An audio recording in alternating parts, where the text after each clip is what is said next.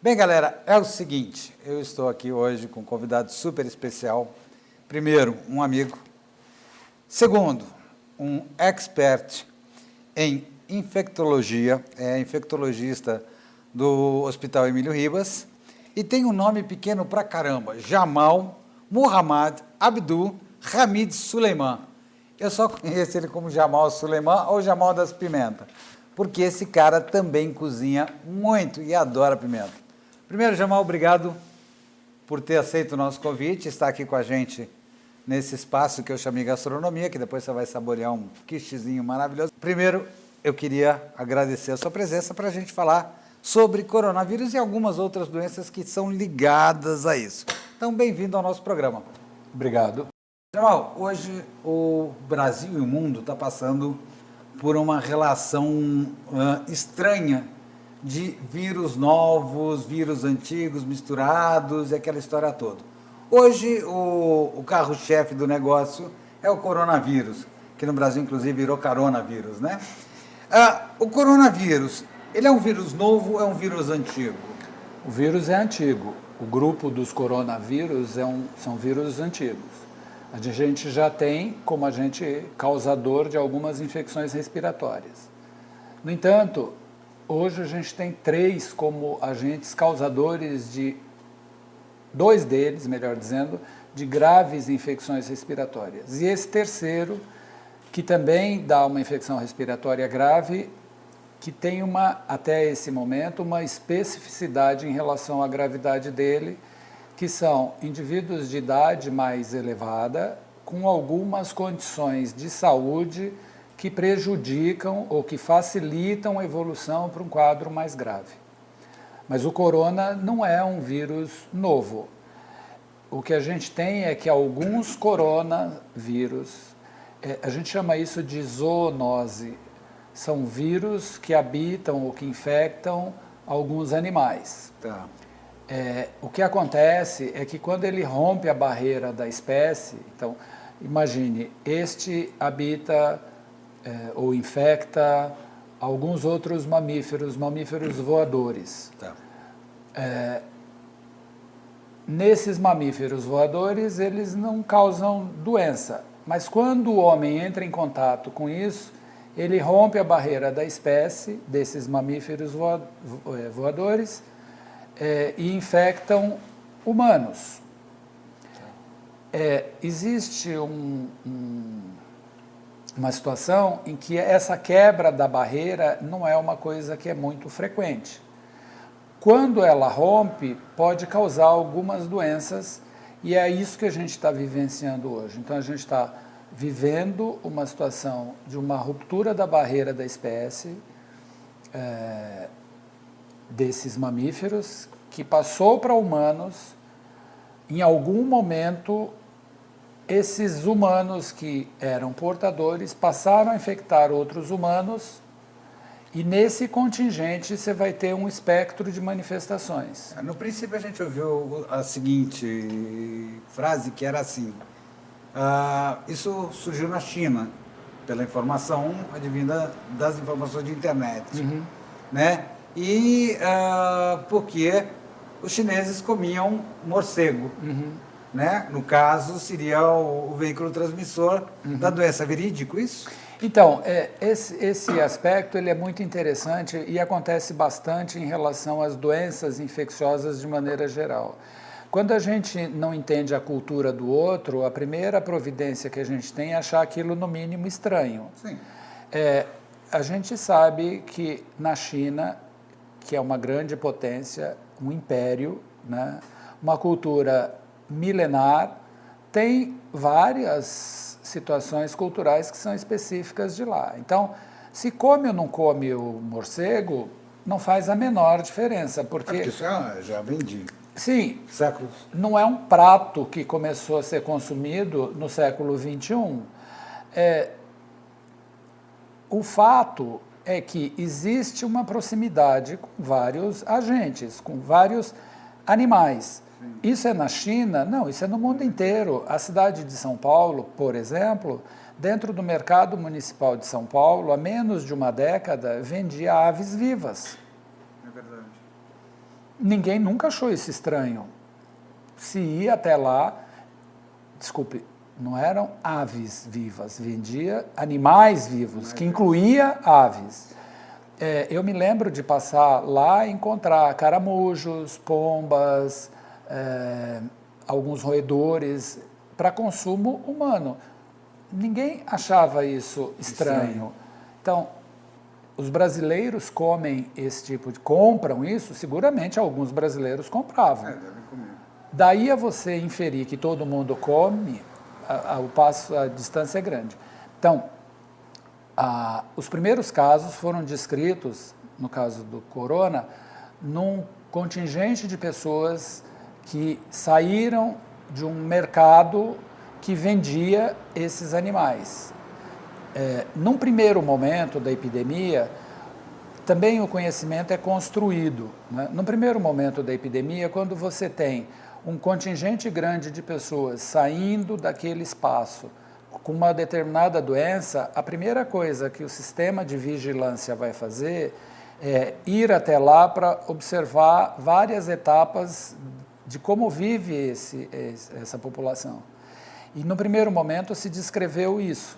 Sim. Então, essa proximidade, que não é o consumo desses animais, mas a proximidade dos humanos com eles. Porque a gente sabe que entre morcegos tem alguns tipos de coronavírus. Sim. Então, esses são os portadores do corona? É muito provável que sim. Que sofre uma mutação e passa a infectar os humanos, que aí rompe a barreira da espécie. Mas essa história completa, ela não está escrita ainda. A gente tem como uma provável fonte essa. E é curioso porque, como um outro dogma, vamos chamar assim, dificilmente na natureza a gente tem um único reservatório, né? E para além da história dos reservatórios, quem pode servir como ponte de transmissão? Porque o fato de eu ter um coronavírus no morcego não significa que ele tenha saído dali e ter infectado o humano. Pode ser que ele tenha passado por um outro animal, por exemplo, e a partir daí você se infectar. Isso vale para várias situações. Então, se a gente pegar, por exemplo, HIV, outro vírus que rompe a barreira... A doença é completamente diferente, a forma de transmissão é completamente diferente, mas para exemplificar. Então, ele sai de primatas não humanos, através do contato de humanos com sangue desses primatas que consumiam para alimentação, coisa que aqui se faz, né? Em alguns lugares se consome macaco, que são primatas. E aí esse contato com sangue faz com que o vírus da imunodeficiência símia, que é o SV, rompa a barreira da espécie e contamine humanos, e ao invés do S de símio, ganha o H de human. Então, esse é um desenho de transmissão de vírus de uma espécie distinta para outra.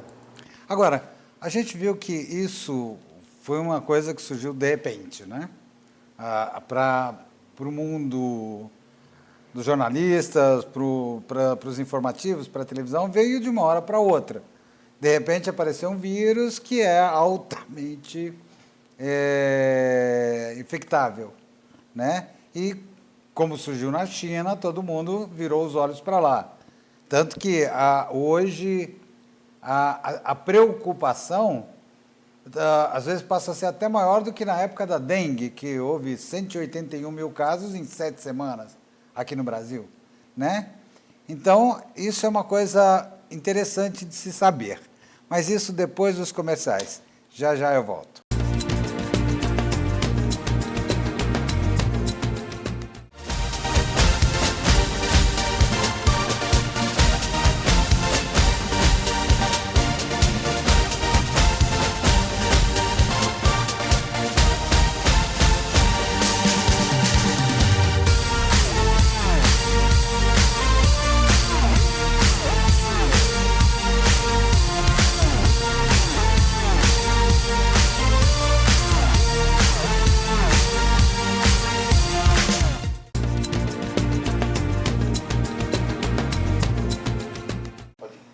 Bem, pessoal, estamos de volta aqui com o doutor Jamal Suleiman, apesar que Jamal e Jamil é quase a mesma coisa, Quase né? sinônimo. Exatamente. Então, nós estamos aqui hoje para falar um pouco sobre o coronavírus.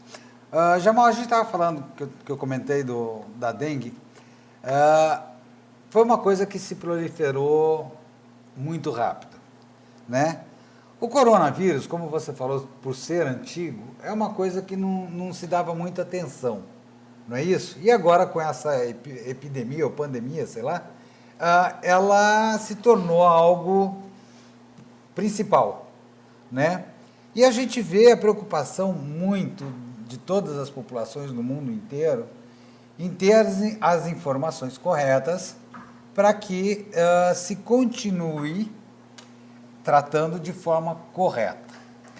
Hoje, qual que é o maior risco da transmissão dele? É alimentar? É ambiental? Ou como funciona isso? Não, então, em relação... Primeiro, este corona, o Covid-19, ele é novo. Ele foi descrito inicialmente no final de dezembro de 2019. Eu tenho refletido bastante sobre o nível de informação que a gente tem, que é praticamente instantânea, né? E isso me lembra bastante quando a guerra do Iraque começou e que a televisão começou a mostrar o bombardeio ao vivo. E aquilo me causou muito estranhamento, porque eu sou da geração que esperava a revista ser publicada pelo jornalista que estava no campo, que mandava fotografia, que mandava as informações através de telex, e a gente só ia tomar conhecimento algum tempo depois. E, de repente, você estava assistindo um bombardeio ao vivo, assim, sem nenhum filtro. Aquilo era... Exato. Em relação a hoje, o papel da mídia na difusão da informação ficou uma coisa instantânea. Então, a partir do instante que você descreve uma doença num determinado lugar, alguns minutos depois o mundo inteiro sabe. Já está sabendo. Então, é novo, é de dezembro. Hoje saiu uma revista que, inclusive, eu baixei, porque eu trabalho num lugar onde a gente acessa vários portais, que é específica sobre corona, uma revista de virologia. A gente está em março, começou em dezembro. A gente já tem uma quantidade absurda de informação, coisa que a ciência nunca também tinha experimentado isso. É uma faca de dois gumes, né? Ela favorece de um lado e atrapalha de outro, mas favorece de um lado também. Mas eu acho que favorece bastante. A grande diferença, e eu acho que esse momento vai ensinar, que vai servir para alguma coisa, é filtrar aquilo que de fato é informação relevante daquilo que não tem nenhuma importância ou que é simplesmente fake news. Que eu até tenho um adjetivo um pouco pior para fake news. Aqui mas... pode falar, não tem problema. Não, mas é porque, assim, se você não tem nada importante para falar, fique quieto, que é a melhor estratégia. Não adianta sair falando aquilo que você não domina nada. E a gente tem recebido muita pergunta, assim, e isso cria um pânico absolutamente desnecessário. Então, neste momento, as fontes de informação públicas, e eu acho que isso a gente também está aprendendo, elas, pela primeira vez, elas são absolutamente transparentes. Que bom. Então, não se doura a pílula, nada disso. Em relação à doença propriamente dita, a doença não é uma doença grave para todo mundo. Essa história dos vírus, a gente já sabe. Você tem um contingente de indivíduos que portam o vírus e que não tem sintoma natural, porque o vírus ele não é burro. Se ele matar todo mundo que ele infecta, ele fica sem ninguém. Ele morre também. Então você tem um contingente de indivíduos que estão infectados e não sabem, ninguém vai saber e assunto encerrado. Tem um contingente de pessoas que vai se infectar, vai fazer uma doença frustra vai passar desapercebido no pacote virose. Tem um grupo que vai ter uma manifestação um pouquinho mais severa, que vai dar um pouco mais de mal-estar, que vai ser uma doença autolimitada. Vai ser aquilo que o povo chama de virose braba. Virose braba. E tem um grupo que vai ficar muito doente e que vai morrer disso. Neste momento, este grupo que morre disso, a gente não deve deixar ninguém para trás, é óbvio, Claro. não é isso que a gente está falando. Mas, neste momento, vai morrer e não tem o que fazer. Porque não existe conhecimento suficiente Porque ainda não pra... existe tratamento para tá. isso. Bom, o fato de que eles vão acabar morrendo, que vai manter essa letalidade em algumas faixas etárias de 2,5 e um pouco mais idoso, numa um percentil maior, considera idoso? 85 anos. Ótimo, estou longe ainda. Mas a média de vida do brasileiro, que é isso que também as pessoas acabam esquecendo, para homens é 73 anos. Então, a partir daí, o risco vai aumentando. Claro. Por causa do corona? Não, por causa de uma série de coisas, agora você põe no pacote corona também. Então, esse é o perfil dos vírus. Mas qual é de fato o impacto do coronavírus? Qual é a importância desse negócio? Primeiro, a sua transmissão entre pessoas. Então, gotículas de saliva, que é isso que a gente está fazendo aqui, as pessoas precisam entender que nós trocamos fluidos, tá? Por isso a recomendação, por exemplo, é de você lavar a mão. Claro. Você vai tossir, chama etiqueta respiratória, que eu acho até um pouco pedante demais, etiqueta pressupõe alguma coisa muito fina, mas enfim, social, chama educação, tá? Sim. Eu falo sempre, objetos de uso pessoal tem um nome, chama objetos de uso pessoal. Não é comunitário, pessoal é você, Sim. não é para você sair distribuindo. Eu não empresto o meu lenço para você, isso não tem sentido. Toda vez que você espirrar ou for no banheiro, tem que lavar a mão. Por incrível que pareça, olha, a gente está tendo que ensinar o básico.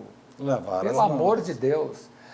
Lavar as mãos toda vez que você fizer isso. Se você tocou nas suas mucosas, lava a mão. Né? Você vai almoçar, jantar, comer, lava a mão. Então, parece coisa do outro mundo e adquiriu uma conotação. E isso vem dos antigos. A minha avó, por exemplo, não permitia que a gente sentasse na mesa se não lavasse as mãos. Sim, você vê, é o básico que a gente está tendo que retomar. Mas qual é o impacto disso? É que, num mesmo momento, um contingente grande de pessoas pode ter uma síndrome febril e vão usar os serviços de saúde. Sim. Em qualquer lugar do planeta isso é um problema sério, porque os serviços de saúde não estão desenhados, e nem seria essa a função, para atender esse número grande de indivíduos no mesmo momento, no mesmo lugar. Isso quebra qualquer coisa, primeiro. Segundo, esse contingente grande de pessoas, de onde elas vêm? Você está falando que são os idosos que são os mais vulneráveis para morte? Não é verdade.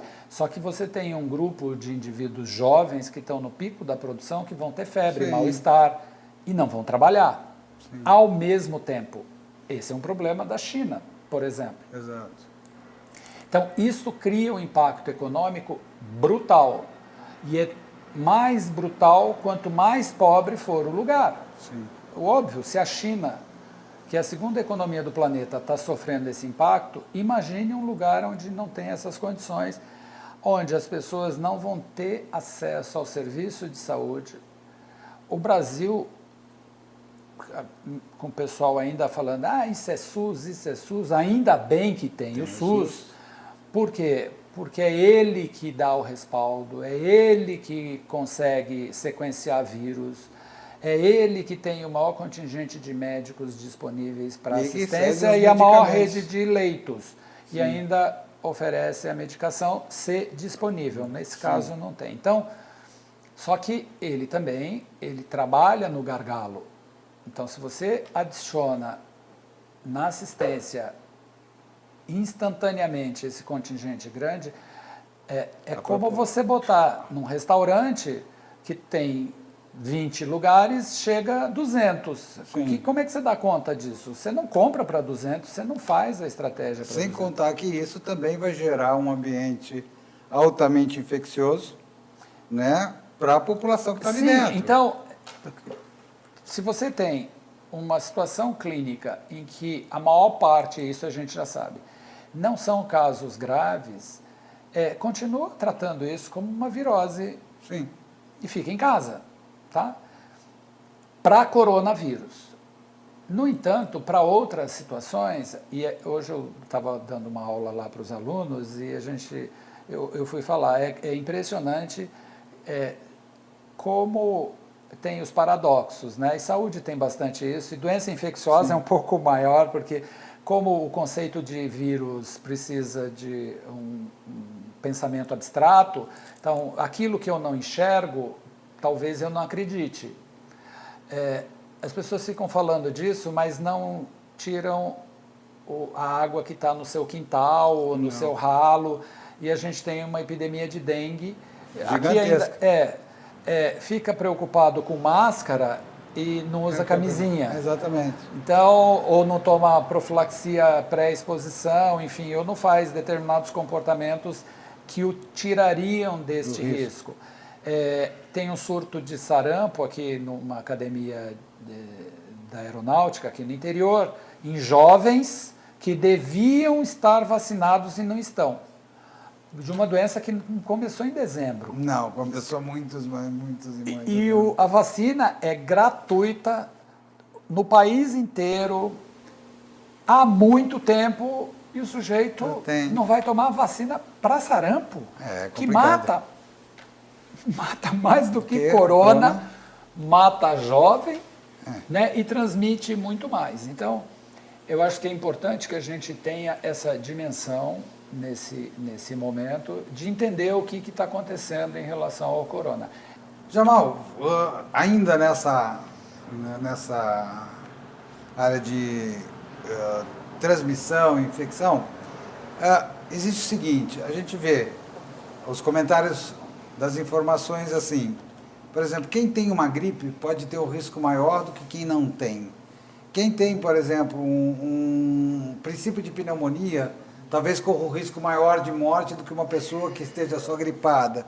Isso é verídico ou não? Não são fatores de risco para má evolução em relação ao corona. O que a gente tem, qual é o fator de risco? Idade, idade avançada, chamar atenção para isso, porque não é qualquer idade, a idade é avançada. Quem tem um problema pulmonar de base, então você tem doença pulmonar obstrutiva crônica, é fator de risco, que é mais comum em idosos. Tabagistas idosos, por quê? Pelo motivo óbvio, né? O tabaco muda completamente a arquitetura pulmonar. Numa arquitetura pulmonar lesada, você adiciona um vírus que compromete esta arquitetura. Então, é um risco adicional. Fora disso, nada. Só para a gente lembrar, influenza, que é outro vírus respiratório, que tem a mesma forma de transmissão. Eu vou pedir o seguinte para você. Vamos falar da influenza depois. Vamos para os comerciais e já eu volto.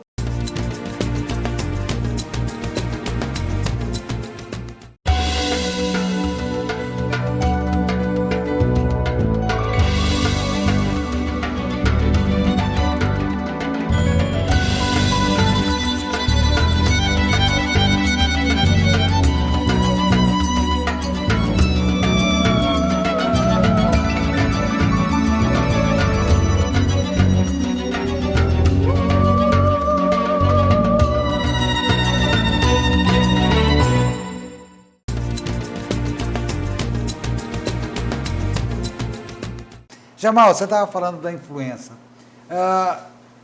Qual que é a diferença desse processo todo? Então, do ponto de vista de manifestação, é igual, é um vírus respiratório. Do ponto de vista de transmissão, influenza tem uma infectividade muito maior do que corona. E do ponto de vista de assistência, a gente tem vacina. o que é um grande salto. E tem remédio. Tem um antiviral que a gente usa em influenza. Então, a evolução é boa. Mas o que é o ideal? Você não ter a doença. Claro. E como é que você não tem a doença? Tomando vacina. Sim. E precauções, né? Sim, as mesmas coisas da etiqueta respiratória. Então, esse desenho de etiqueta respiratória, a gente está pegando de influenza para aplicar em corona, porque é a mesma forma de transmissão. Então, só para a gente não cair na paranoia, hoje também me perguntaram, numa unidade que presta assistência a pessoas necessitadas, assistência médica inclusive, se os médicos e os pacientes que procuram essa unidade tinham que usar máscaras.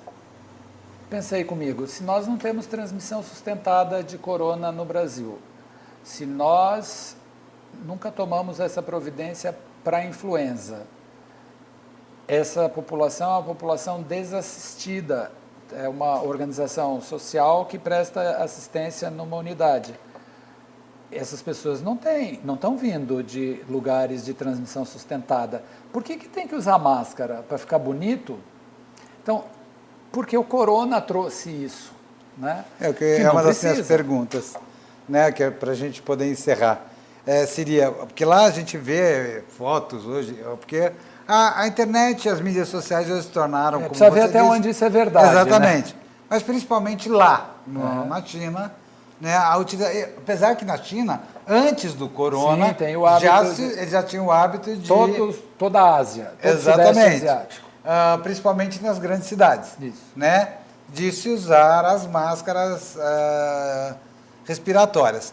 Porém, agora virou moda e muita gente preocupada em saber se é necessário ou não que se use isso no Brasil.